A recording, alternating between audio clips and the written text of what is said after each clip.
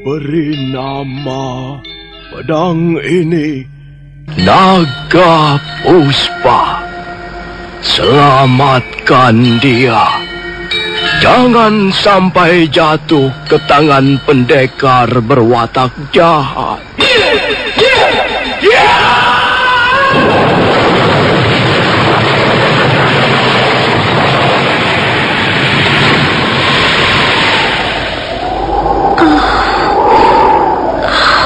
Kakang Kamandanu, kau masih juga tidak percaya bahwa aku mencintaimu. Mesin, maafkan aku, Mesin. Mesin. Mesin!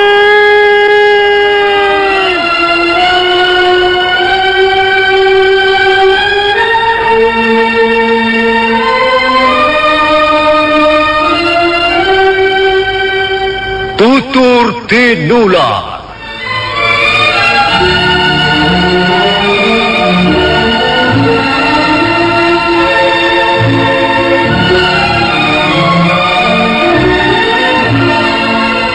Sebuah sandiwara radio serial, produksi Sanggar Cerita dan Teater Sanggar Prativi.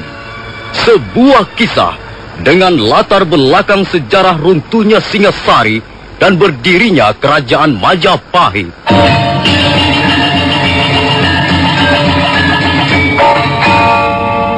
Sandiwara ini didukung oleh pemain-pemain radio yang sudah ternama, Ferry Fadli, Ivone Rose, dan Eli Ermawati.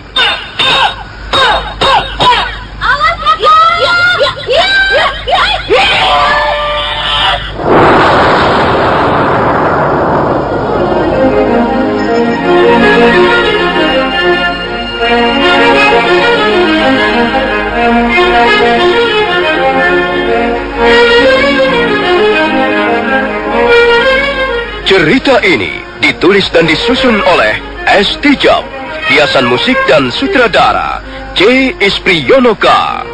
Kali ini mengetengahkan episode ke-6 dengan judul Cahaya Fajar Menembus Hutan Tarik.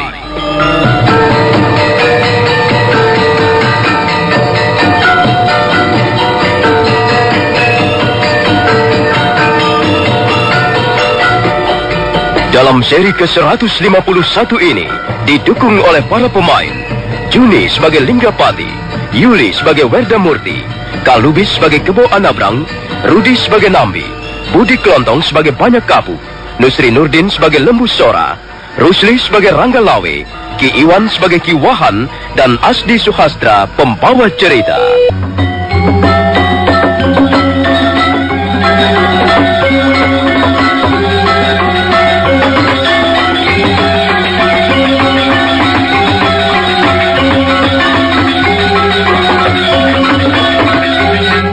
Linggapati sangat cemas melihat anak panah yang menancap di rusuk Werdamurti.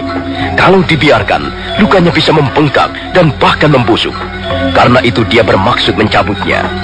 Linggapati memejamkan matanya. Tangan kanannya gemetar menggenggam batang anak panah.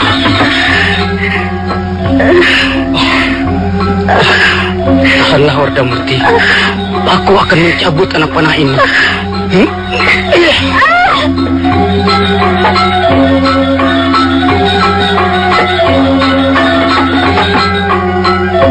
Kini anak panah itu sudah tercabut. Darah meleleh di sela-sela jari Linggapati dan sebagian memercik ke bagian wajah dan pakaiannya. Werdamurti! Werdamurti! Rupanya dia tidak kuat menahan rasa sakit. Dan sekarang dia pingsan. Werdamurti, aku mencintaimu. Aku tak ingin melihatmu menderita. Werdamurti, Werdamurti.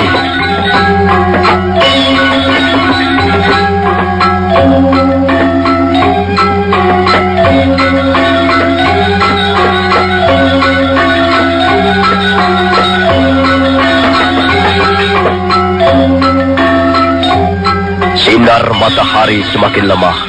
Sebentar lagi wajah sang Batara Surya itu akan bersembunyi di balik bentangan malam. Linggapati masih duduk menunggu Werdamurti.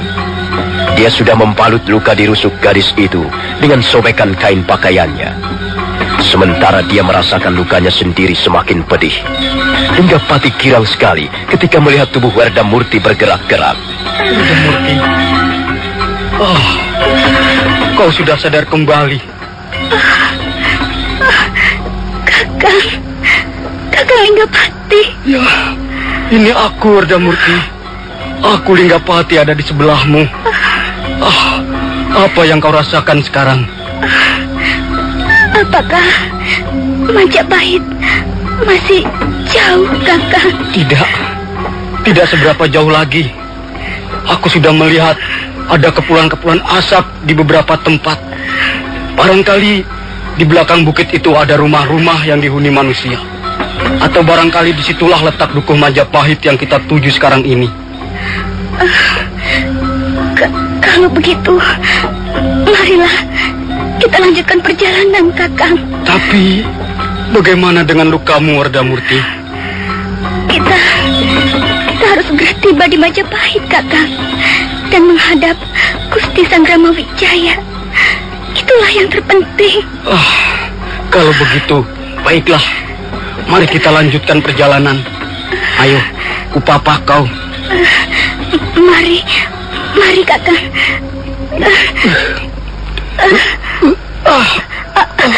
Ada apa, Kakang? Kelihatannya lukamu juga parah. Tidak. Aku memang harus lebih berhati-hati lagi. Mari.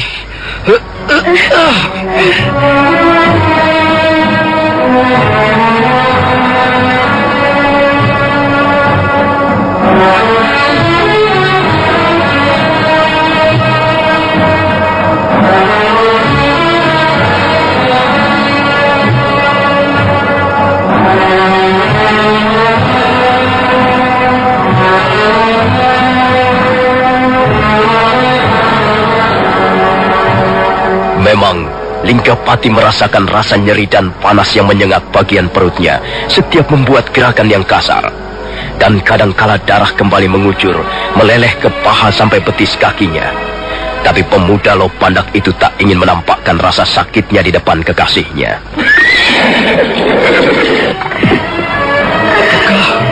Apakah kau bisa duduk dengan baik, Werdamurti? Bisa, Kakang. Aku bisa duduk dengan baik dan nyaman di atas punggung kuda ini. Aku bahkan belum pernah berkuda senyaman ini. Lihat gumpalan-gumpalan asap itu. Iya, aku melihatnya, Kakang. Aku yakin kita sudah berada di wilayah Duku Majapahit. Rasanya aku mencium aroma sebuah perjuangan yang amat sedap. Ayo, cepat, Kakang. Kita harus segera tiba sebelum matahari terbenam. Baiklah. Peganglah leher kuda. Pegang terus dan jangan sampai terlepas. Ya. Satu hentakan lagi, kita sudah akan tiba di tempat yang kita tuju. Hiya! Hiya! Hiya!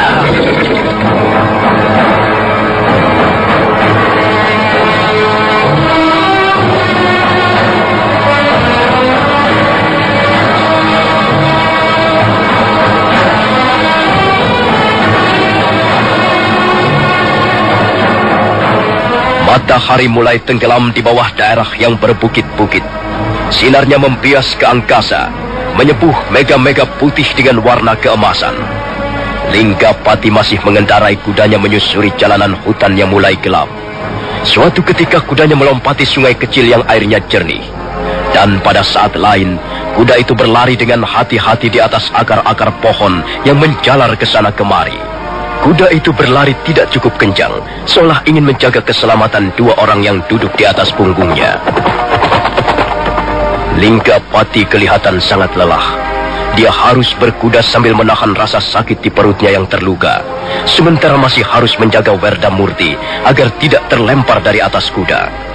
Hatinya sangat pedih setiap kali melihat kekasihnya tengkurap dan terguncang-guncang di atas kuda. Mendadak, Linggapati terkejut Ketika melewati sebuah kaki bukit, kudanya berlari agak sempoyongan. Dan pada saat itulah, tubuh Werdamurti melorot ke bawah. Werdamurti!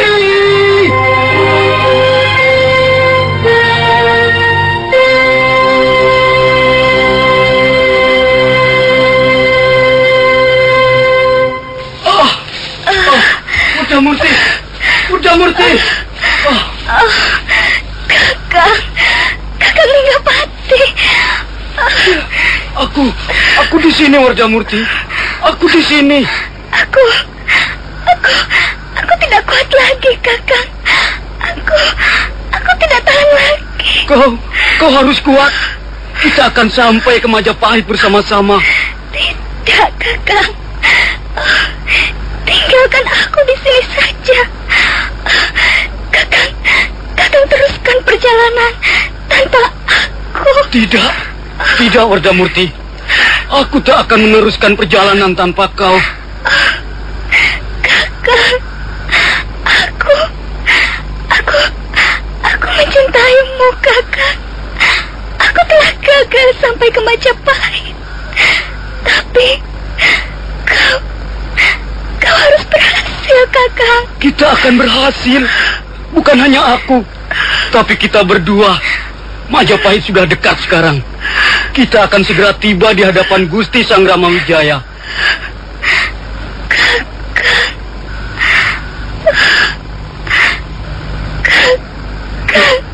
Werdamurti! Werdamurti! Tidak!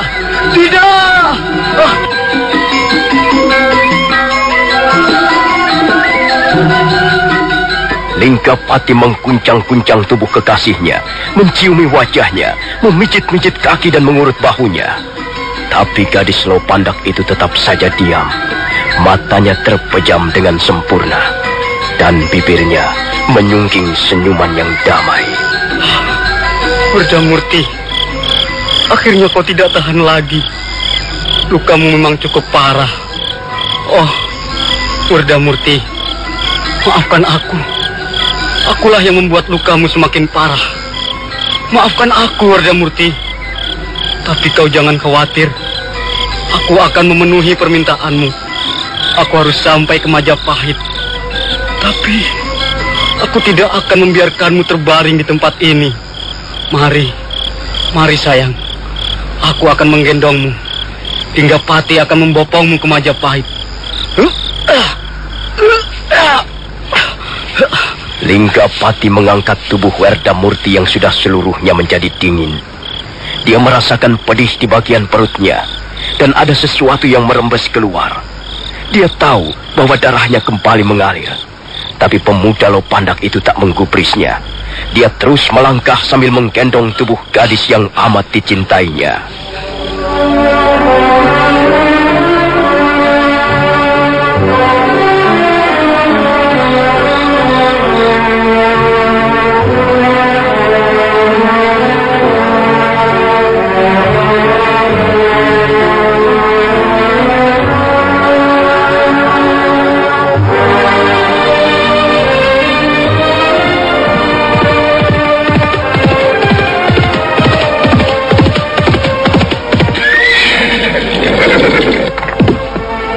Sepertinya tidak ada yang perlu dicurigai, Paman. Ya, sepertinya cukup aman. Kita sudah 2 kali berkeliling dengan kuda, dan kita tidak menemukan tanda-tanda yang bisa menimbulkan kekhawatiran. Saya masih belum yakin bahwa Jaya Katuang merasa perlu mengirimkan telik sandi untuk memata-matai Majapahit. Kemungkinan seperti itu selalu ada ke Bu Anabrang. Jaya Katuang tentu ingin duduk di singgasananya dengan tenang. Tapi, Paman Nambi, pemerintah Kediri mempunyai bala tentara yang banyak jumlahnya. Di samping itu mereka juga terlatih dengan baik. Apa perlunya mencemaskan Majapahit yang sekarang ini baru menjadi sebuah pedukuhan kecil di tengah hutan? Ya, kalau Jaya Katuang bersikap seperti itu, berarti dia lengah. Dia meremehkan kekuatan pihak lain, dan itu bisa berakibat buruk. Dia harus berhitung tentang banyak hal jika ingin lama berkuasa di tahta Penjalu. Pengalaman seperti itu pernah dialami para penguasa sebelumnya. Sang Prabu Kartanegara sendiri tidak mampu bertahan karena telah salah langkah. Beliau meremehkan gelang-gelang yang akhirnya justru bangkit dan sanggup mencapok Singasari. Paman Nambi, saya mendengar ringkik kuda di sana. Ya, di bawah sana, di balik gerumbulan semak belukar. Hati-hati Kebo Anabrang. Siapkan senjatamu. Mari kita lihat.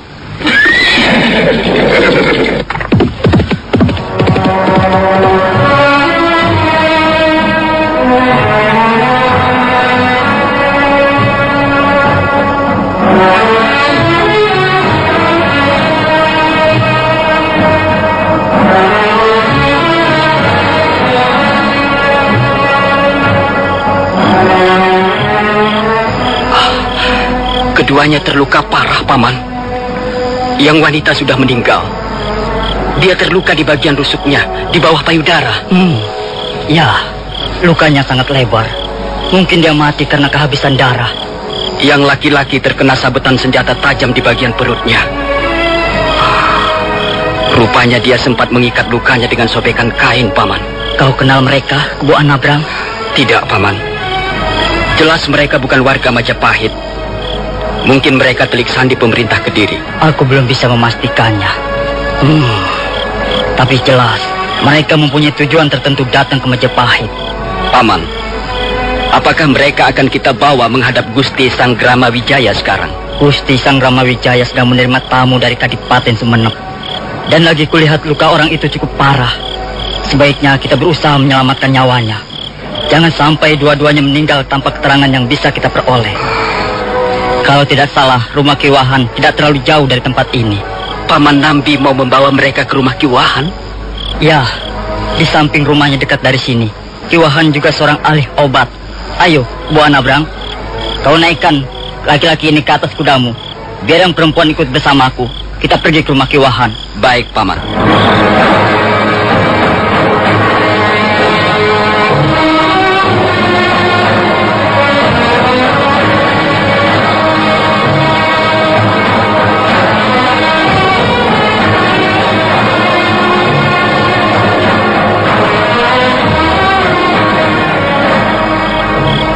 Bagaimana, Ki?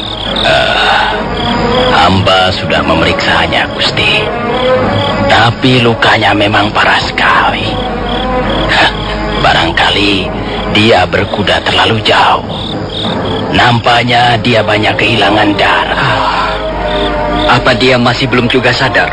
Hamba belum berhasil membuatnya sadar.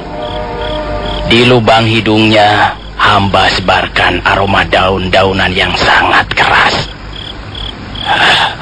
Biasanya aroma itu cepat membuat orang sadar dari pingsannya, Gusti. Tapi mungkin lukanya terlalu parah. Baiklah. Kebo Anabrang? Iya, Paman. Coba kau panggil Kakang Lembu Sora, Tanggalawe, dan Adi Banyak Kapuk kemari. Saya akan minta pendapat mereka tentang dua orang ini. Baik, Paman.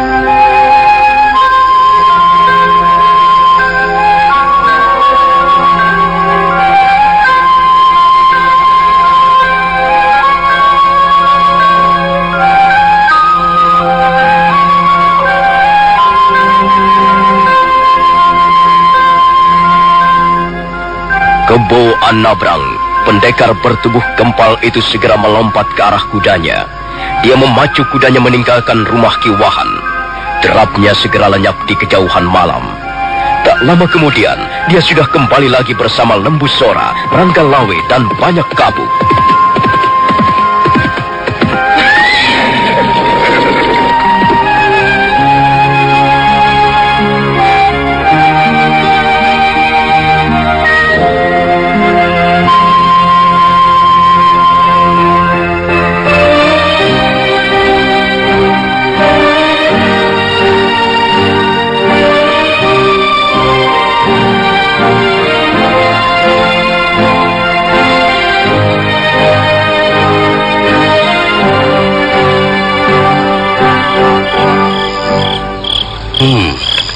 Jadi kau kenal mereka di Banyak Kapuk?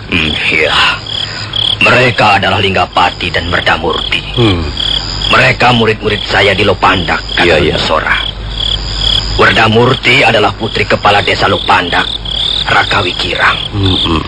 Sedang Linggapati, anak Ranadikara. Saya kenal baik dengan mereka berdua ini. Lalu apa kira-kira tujuan mereka datang ke Majapahit? Mungkin Lopandak diserang prajurit-prajurit Kediri. Kalau begitu, apakah perguruan rahasia Lopandak yang kau pimpin sudah bocor ke tangan Kediri? Mungkin begitu, Kakang. Waktu saya dan 40 orang siswa meninggalkan Lopandak, keadaan desa itu memang sedang genting. Tapi saya tidak tahu apa yang kemudian terjadi di sana. Sayang sekali kita tidak bisa mendapat keterangan apa-apa dari mereka. Iya. Orang yang bernama Linggapati itu masih belum juga sadar. Gusti Nambe. Bagaimana, Ki? Apa dia sudah sadar? Hamba sudah berusaha menyumbat urat-urat darah di sekitar lukanya, Gusti. Dia sadar, tapi hanya sebentar sekali. Lukanya memang sangat parah. Hamba kira dia tak akan mampu bertahan sampai besok pagi, Gusti. Sayang sekali kalau kita tidak bisa mendapat keterangan apapun dari Linggapati ini. Kiwahan, apakah dia tidak sempat mengatakan sepatah kata pun ketika dia sadar? Dia hanya menyebut Gusti Sanggramawijaya sampai 2 kali, Gusti. Entah apa maksudnya, saya kurang tahu. Kalau begitu, pasti ada yang ingin disampaikan pada Gusti Sanggramawijaya. Iya, kelihatannya begitu, Kakang Lembu Sora. Ya. Apa tidak sebaiknya kita bawa dia menghadap Gusti Sanggramawijaya sekarang juga? Dia masih pingsan, tak ada gunanya. Iya, benar, Gusti, benar. Kalau dia digotong-gotong lagi, bisa lebih gawat keadaannya. Darahnya bisa merembes keluar lagi, Gusti. Kalau begitu, Gusti Sanggrawijaya yang harus datang kemari. Beliau sedang menerima 2 orang tamu dari Kadipaten Sumenep, Tuan Arya Wiraraja dan Sang Ramapati. Iya, kelihatannya beliau sedang membicarakan sesuatu yang sangat penting. Tapi Kakang Lembu Sora, apa yang akan disampaikan Linggapati? Mungkin juga sesuatu yang sangat penting, Kakang. Iya, sekarang begini saja. Di antara kita berempat ini, kukira Adi Nambilah yang paling dekat dengan Gusti Sanggramawijaya. Bagaimana kalau Adi Nambi menghadap beliau dan melaporkan tentang 2 orang warga Lopanda ini? Iya, kukira Kakang Nambi yang paling tepat untuk menghadap Gusti Sanggramawijaya. Sementara kita menunggu di sini. Baiklah, saya akan berusaha melaporkan sebaik-baiknya.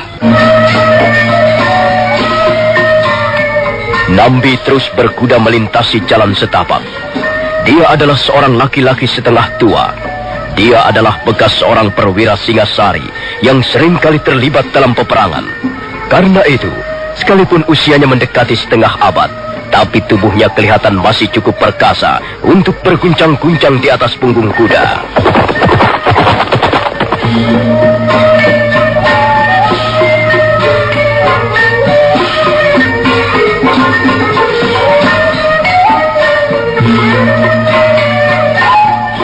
Ruang pendapa rumah kediaman Dyah Sanggramawijaya kelihatan sunyi dan lengang. Lampu minyak jarak yang terpancang di dinding ruangan menyinarkan cahaya taram temaram. Dyah Sanggramawijaya duduk bersila. Menantu bekas Raja Singasari itu duduk ditemani 2 orang yang sudah berusia agak lanjut. Yang duduk di sebelah kanannya adalah seorang laki-laki yang berpakaian seperti seorang Brahmana. Dia adalah Arya Wiraraja, atau biasa juga dikenal dengan nama Arya Banyakwide. Arya Wiraraja baru saja 1 hari berada di hutan Tarik. Dia datang dari Kadipaten Sumenep. Kemudian laki-laki setengah tua yang duduk di sebelahnya adalah Sang Ramapati. Sang Ramapati dulu adalah bekas tangan kanan Sang Prabu Kertanegara, yang kemudian dipecat karena dianggap tidak bisa menyesuaikan diri dengan kebijaksanaan Sang Prabu sehubungan dengan rencana Sang Prabu Kertanegara yang ingin menaklukkan Suwarna Bumi. Jadi dukuh kecil ini bernama Majapahit. Benar, Paman. Dukuh ini saya namakan Majapahit. Maaf, Angger. Iya. Bagaimana sejarahnya sehingga dukuh ini bisa bernama Majapahit, Nger? Paman ingin tahu. Iya, pada saat mereka, orang-orang Madura yang diperbantukan oleh Paman Arya Wiraraja, tengah sibuk menebang pohon-pohon di hutan, ada salah seorang yang merasa lapar dan haus. Kemudian mencoba makan buah yang terdapat di dalam hutan. Dia tidak tahu nama buah itu, dan dia sangat kesal karena begitu buah itu dimakan, ternyata rasanya sangat pahit. Teman-temannya kemudian juga mencoba memakan buah itu, dan memang buah itu rasanya sangat pahit. Berita ini kemudian tersebar di antara teman-teman yang tengah sibuk membabat hutan. Dan akhirnya berita ini kemudian sampai di telinga saya. Buah yang dinamakan oleh orang Madura itu bernama maja. Kemudian saya menggabungkan nama buah itu dengan rasanya yang pahit menjadi satu, maja dan pahit. Jadilah Majapahit. Demikianlah Paman Ramapati, sejarah asal-usul bagaimana desa kecil tempat kediaman saya sekarang ini bernama Majapahit. Iya. Cukup sederhana nama ini. Bagaimana pendapatmu, Kakang Wiraraja? Majapahit. Ya, Majapahit. Mudah-mudahan pahit di sini berarti perjuangan, sebuah pengorbanan, sebuah tukon atau alat untuk membeli sesuatu yang berharga. Nah, Nger Sanggrama Wijaya. Iya, Paman.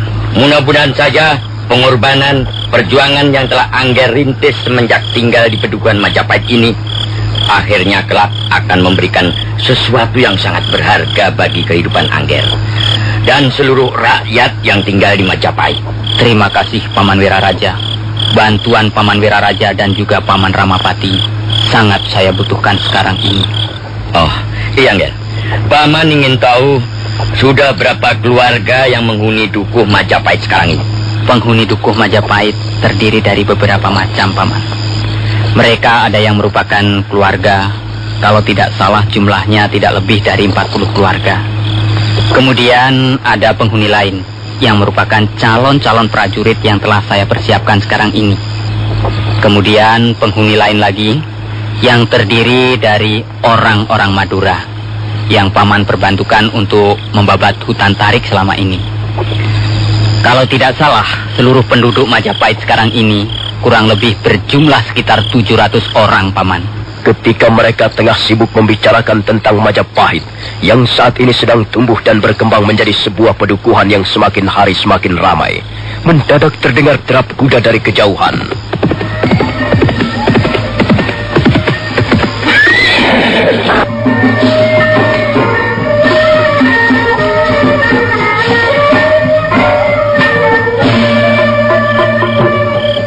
Ada apa, Paman Nambi? Kenapa malam-malam datang kemari? Adakah sesuatu yang penting yang hendak Paman laporkan padaku? Benar, Gusti.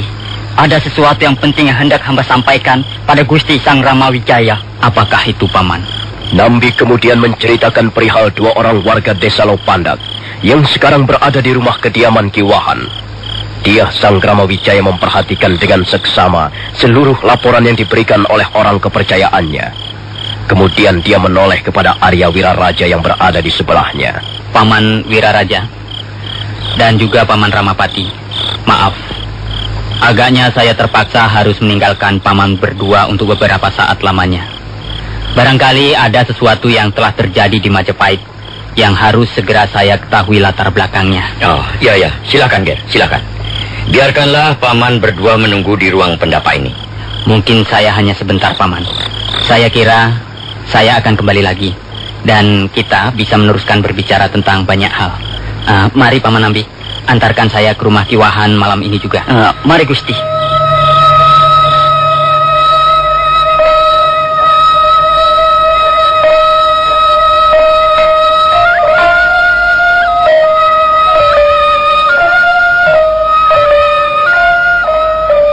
Dia, Sanggrama Wijaya, melangkah menuju ke arah penyimpanan kuda.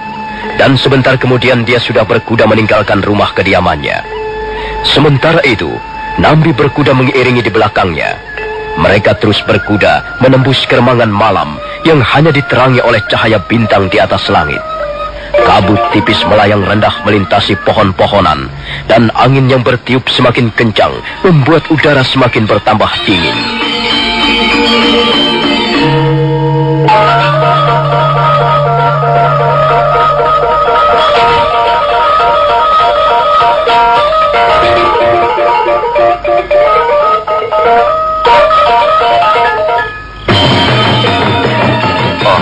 Gusti Sangramawijaya sudah datang? Iya, Paman Lebusora. Saya ingin tahu apa yang sedang terjadi. Mari Gusti. Mari, silakan melihat sendiri. Ada seorang warga desa Lopandak yang ingin menyampaikan sesuatu kepada Gusti secara langsung. Dia Sangramawijaya melangkah ke arah sebuah balai yang terletak di sudut ruangan. Dia segera melihat seorang laki-laki yang terbaring dalam keadaan luka parah di bagian perutnya.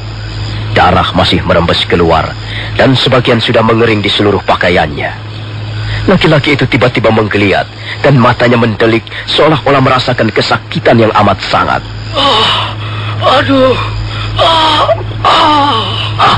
Gusti, rupanya dia telah sadar kembali, Gusti. Iya. Coba tolong kalian minggir sebentar.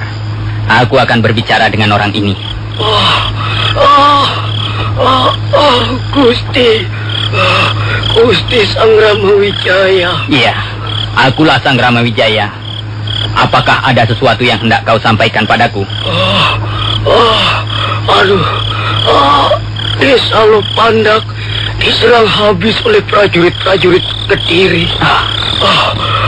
Gusti Sangramawijaya, Majapahit sekarang ini ada dalam bahaya.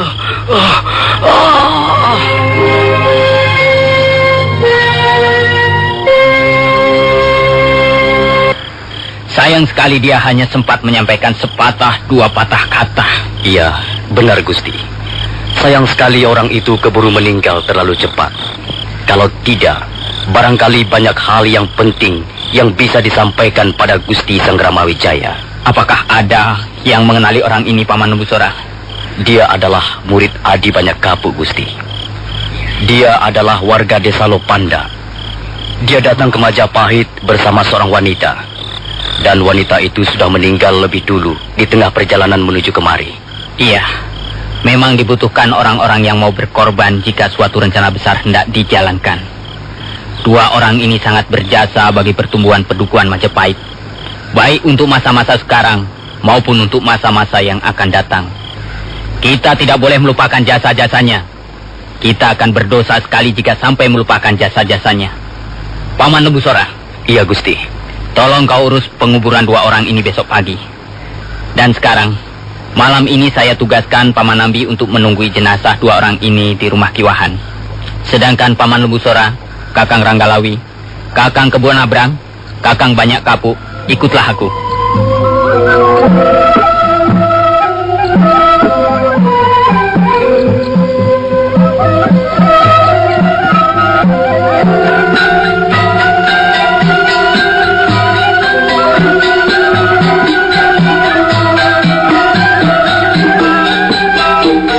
Setelah mengatur segala sesuatunya sehubungan dengan rencana penguburan Linggapati dan Werdamurti, besok paginya, dia Sangramawijaya segera meninggalkan rumah Kiwahan.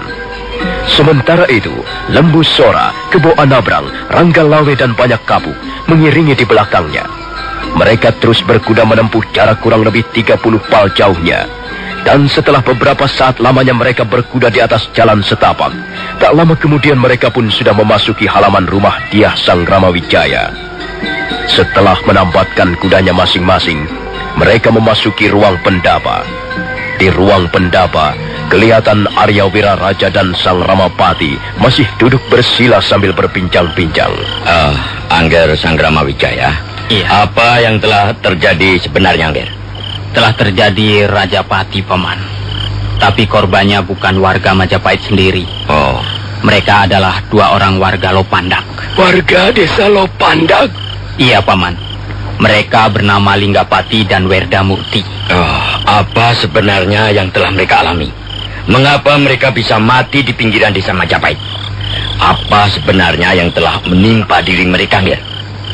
Barangkali Kakang Kembo Anabrang bisa memberikan keterangannya lebih jelas dan lebih terperinci lagi, Paman.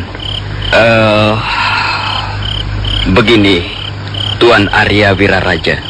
Selanjutnya Kebo Anabrang menceritakan apa yang telah dialaminya bersama Nambi ketika sedang menjalankan tugas berjaga-jaga di sekeliling dukuh Majapahit. Demikian juga Banyak Kapuk memberikan tambahan keterangan tentang dua warga desa Lopandak yang telah sejak lama dikenalnya sebagai murid-muridnya. Arya Wiraraja mengerutkan keningnya sesaat. Orang tua itu kelihatan berpikir keras. Demikian juga dia Sang Ramawijaya kelihatan berpikir keras. Suasana di ruangan pendapa menjadi sangat hening untuk sesaat lamanya. Angger Sang Ramawijaya. Iya, Paman. Agaknya mulai malam ini Angger harus lebih berhati-hati. Kemungkinan besar pemerintah Kediri telah mencium apa yang Angger rencanakan selama ini dengan sebaik-baiknya. Ya, apa yang selama ini telah dirahasiakan oleh Desa Lopandak kemungkinan telah bocor ke tangan mereka. Dan hal ini akan bisa berakibat sangat buruk kalau Angger tidak segera mengadakan persiapan yang cukup untuk membentengi dari maksud-maksud buruk pemerintah Kediri. Lalu bagaimana sebaiknya, Paman? Apa yang bisa kita lakukan? Ya, memang sebaiknya kita mengadakan persiapan sebelum segala sesuatu yang buruk dapat menimpa pedukuhan kecil ini. Sebaiknya begini saja, Angger. Kita harus bisa mengamankan desa ini. Jangan sampai pemerintah Kediri menaruh kecurigaan terhadap Dukuh Majapahit yang sedang tumbuh ini. Karena itu, segala sesuatu yang bisa menimbulkan jejak-jejak kecurigaan, yang bisa menimbulkan praduga-praduga buruk terhadap desa ini, harus dihapuskan secepatnya. Maaf, Paman. Saya masih belum mengerti apa yang Paman maksudkan. Begini, Angger. Angger harus berjaga-jaga sebelum bahaya datang. Seluruh warga desa Majapahit harus segera dihubungi.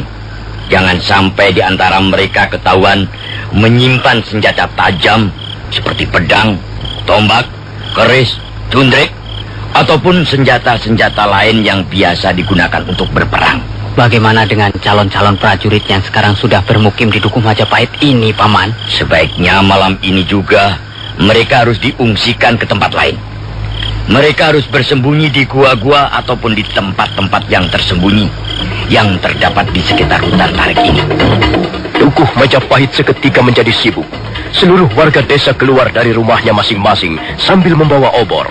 Sebagian di antara mereka ada yang membawa cangkul, sedangkan sebagian yang lain membawa senjata-senjata tajam seperti pedang, keris, cundrik ataupun tombak. Kemudian mereka berkerumun di suatu tempat yang tersembunyi, dan beberapa orang dari mereka mulai menggali tanah. Setelah itu mereka dengan hati-hati menanam senjata-senjata tajam itu dan menimbunnya dengan semak belukar di atasnya.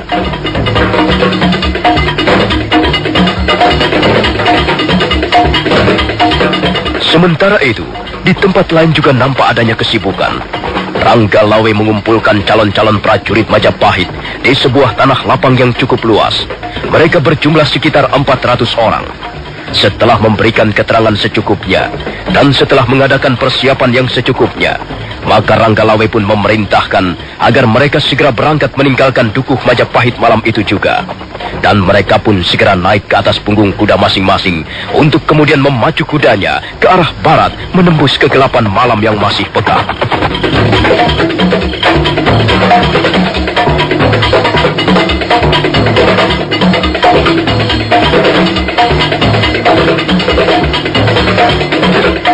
Pagi itu nampak cerah. Bentangan langit biru di atas seolah-olah ingin menghibur peristiwa berkabung yang tengah terjadi di tengah-tengah hutan tarik. Dia Sang Ramawijaya kelihatan sangat terharu begitu melihat jenazah Linggapati dan Werdamurti dimasukkan ke dalam kuburnya masing-masing.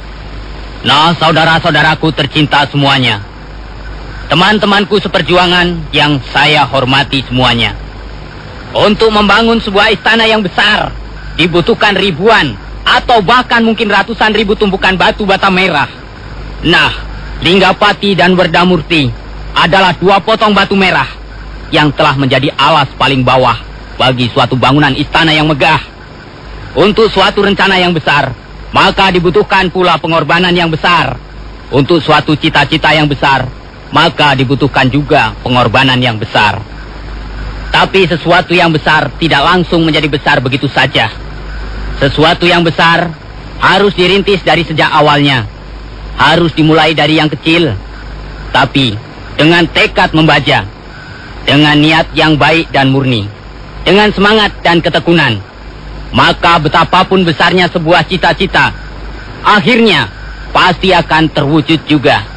Nah, saudara-saudaraku semuanya, Teman-teman seperjuangan yang saya hormati, sekianlah sambutan saya. Semoga apa yang telah dilakukan oleh Linggapati dan Werdamurti dapat menjadi ilham bagi perjuangan kita. Sehingga apa yang kita cita-citakan tidak hanya akan tergantung di angan-angan belaka, melainkan bisa segera terwujud menjadi suatu kenyataan. Maafkan Paman, Ger. Bukannya Paman tidak kerasan tinggal di Dukuh Majapahit ini. Tapi rasanya tidak enak kalau sampai nanti Sang Prabu Jayakatwang berkunjung ke desa ini. Dan kemudian menemukan saya di tempat ini. Karena itu, sebaiknya sekarang juga saya minta diri untuk kembali ke Kadipaten Sumenep. Sanggrama Wijaya segera memerintahkan beberapa orang abdinya agar membantu Arya Wiraraja mempersiapkan perbekalan. Maka setelah dirasa segala sesuatunya cukup, Arya Wiraraja pun segera berangkat meninggalkan Dukuh Majapahit. Dia Sanggrama Wijaya mengantarkan Arya Wiraraja sampai ke perbatasan Dukuh Majapahit.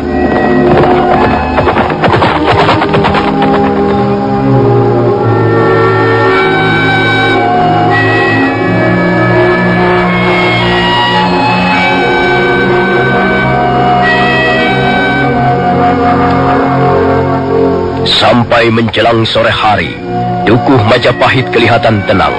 Tak ada sesuatu pun yang terjadi. Hanya kelihatan lebih sunyi dari biasanya, karena sebagian besar warga desanya pergi ke tempat persembunyian. Tapi suasana ketenangan itu pada malam harinya terganggu oleh derap seekor kuda yang dipacu melaju menuju rumah kediaman Dyah Sanggrama Wijaya.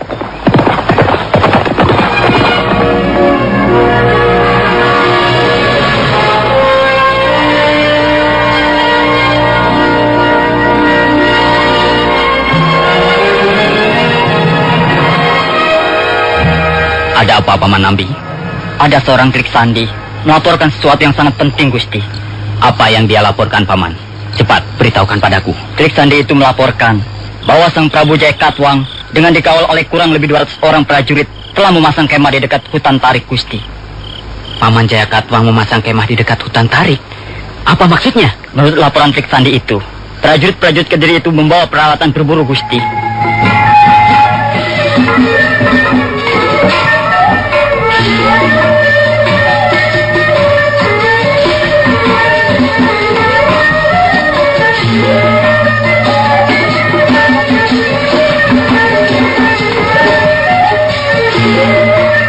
Dyah Sanggrama Wijaya termenung sesaat mendengar laporan yang baru saja disampaikan Nambi. Dia belum bisa menduga apa sebenarnya maksud Prabu Jayakatwang memasang kemah di pinggiran hutan tarik. Apakah ada maksud-maksud tertentu yang tersembunyi, ataukah hanya sekedar berburu seperti yang selama ini menjadi kegemarannya? Nah, saudara pendengar, bagaimanakah kisah selanjutnya?